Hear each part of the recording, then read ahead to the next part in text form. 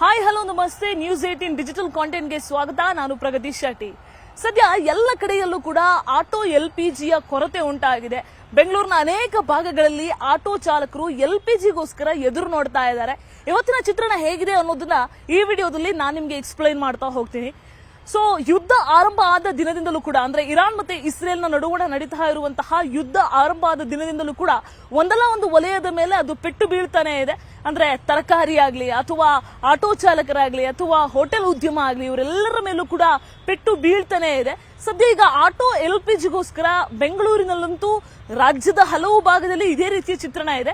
ಬೆಂಗಳೂರಿನಲ್ಲಂತೂ kilometre ಗಟ್ಟಲೆ Q ನಿಂತ್ಕೊಳ್ಳುವಂತಹ ಚಿತ್ರಣ ಇದೆ.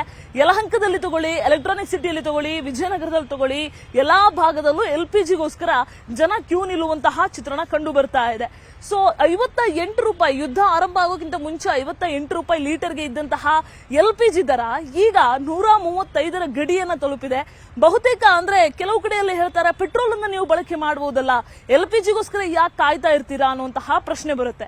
ಈ ಬಗ್ಗೆ ನಾವು ಆಟೋ ಚಾಲಕರನ್ನ ಪ್ರಶ್ನೆ ಮಾಡಿದಾಗ ಎಲ್ಪಿಜಿಯ ಪರ್ಯಾಯವಾಗಿ ನಾವು ಪೆಟ್ರೋಲ್ ಅನ್ನ ಈ ಸಂದರ್ಭದಲ್ಲಿ ಬಳಕೆ ಮಾಡೋದಕ್ಕೆ ಸಾಧ್ಯ ಇಲ್ಲ ಅಂತಾರೆ. ಯಾಕಂದ್ರೆ ಆಟೋ ಬರುವಾಗ ಅದಕ್ಕೆ ಎಲ್ಪಿಜಿಗೂ ಆಪ್ಷನ್ ಇರುತ್ತೆ, ಪೆಟ್ರೋಲ್ಗೂ ಕೂಡ ಸಪರೇಟ್ ಆದಂತಹ ಆಪ್ಷನ್ ಇರುತ್ತೆ. ಆದ್ರೆ ಚಾಲಕರು ಎಲ್ಪಿಜಿಯನ್ನ ಸತತವಾಗಿ ಬಳಕೆ ಮಾಡ್ತಾ ಇರೋದ್ರಿಂದ ದಿಢೀರ್ ಅಂತ ಅವರಿಗೆ ಪೆಟ್ರೋಲ್ಗೆ ಆಯ್ಕೆ ಮಾಡಿಕೊಂಡು ಆಟೋವನ್ನ ಓಡಿಸೋದಕ್ಕೆ ಸಾಧ್ಯ ಆಗಲ್ಲ. ಒಂದು ಅವರಿಗೆ ಮೈಲೇಜ್ ನ ಸಮಸ್ಯೆ ಆಗುತ್ತೆ, ಜೊತೆಗೆ ಆಟೋ ಆಗ್ಲಿ ಅಥವಾ ಎಲ್ಪಿಜಿ ಆಗ್ಲಿ, ಎಲ್ಪಿಜಿಯಲ್ಲಿ ಒಂದು ಸಲ ಅವರು ಫುಲ್ ಮಾಡ್ಕೊಂಡ್ರೆ ಸುಮಾರು 250 ಕಿಲೋಮೀಟರ್ ವರೆಗೂ ಹೋಗುವಂತಹ ಅವಕಾಶ ಇರುತ್ತೆ. ಆದ್ರೆ ಪೆಟ್ರೋಲ್ ಅಂದ್ರೆ ಕೇವಲ 2 ರಿಂದ 3 ಲೀಟರ್ ಮಾತ್ರ ಅವರ ಪೆಟ್ರೋಲ್ ಟ್ಯಾಂಕಿಗೆ ಹಿಡಿಯೋದಕ್ಕೆ ಸಾಧ್ಯ ಆಗುತ್ತೆ ಅನ್ನುವಂಥದ್ದು ಅವರ ಒಂದು ಮಾತು. ಸೊ ಹಾಗಾಗಿ ಪೆಟ್ರೋಲ್ ಅನ್ನು ನಾವು ಪರ್ಯಾಯವಾಗಿ ಈ ಸಂದರ್ಭದಲ್ಲಿ ಹಾಕೊಳ್ಳೋದಕ್ಕೆ ಸಾಧ್ಯ ಇಲ್ಲ.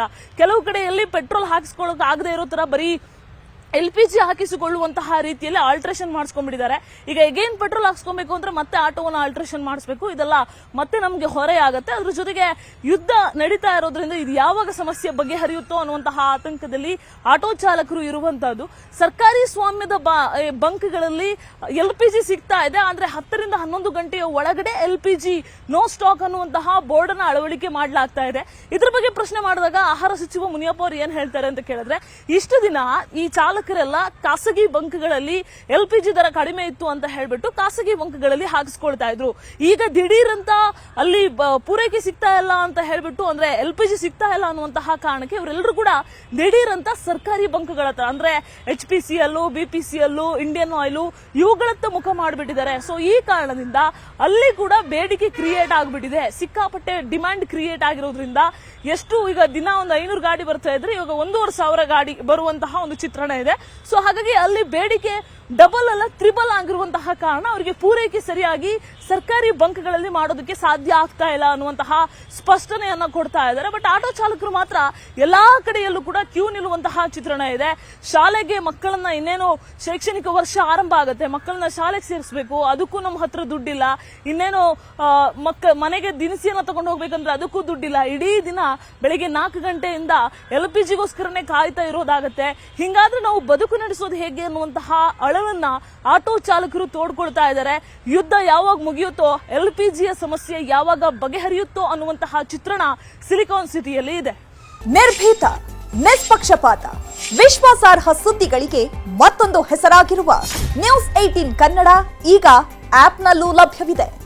ದಯವಿಟ್ಟು ಇಲ್ಲಿರುವ QR ಕೋಡ್ ಸ್ಕ್ಯಾನ್ ಮಾಡಿಕೊಂಡು ಆಪ್ ಡೌನ್ಲೋಡ್ ಮಾಡೋದಕ್ಕೆ ಮರಿಬೇಡಿ. ನಿಮ್ಮ ಬೆಂಬಲ ಹೀಗೆ ಸದಾ ನಮ್ಮೊಂದಿಗಿರಲಿ. ಧನ್ಯವಾದ.